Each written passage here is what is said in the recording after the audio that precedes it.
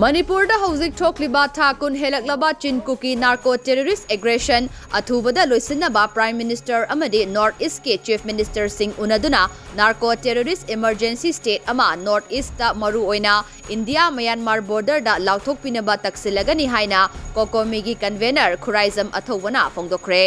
ngasi lamfel da leiba Kokomigi office ta pangtokhiba paugi mifam amada Khuraizam Athubana haike Kokomina miyam galoinana suspension of operation sugi mayokta akanba khongjang changsilagane loinana Manipur da NRC athuba matamda implement tawhannaba mari leinaba singda taksilagane Athubada anti narcotic ke thabak paikhatpa hauba Kokomigi social media site sing amade official oiba website puthoktuna miyam amade media gi information source ohelagane masigi mathakta information amade public relation gi thabak paikhatpa hauragane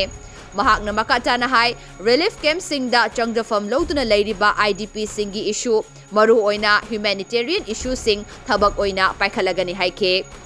puno pui kai khumda buchari ngasi se koi hadak nauna khogi kokomi gi thau pujarakhiba koi core committee na sinjalangjaduna apunba Manipur miyam gi mapung phaba organization ama ohenanalbagi pandamda ngasi se koi ahanba special general body meeting ama koi ngasi pangthok chabani ayuki pung 13 makhai dagi pangthok chaba hauraga hojik tai koi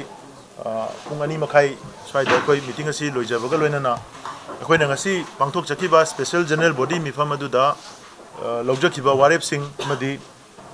wafam sing ngasi Manipur miyam da thamjananabagi tanja adu mayam dagi logjari yal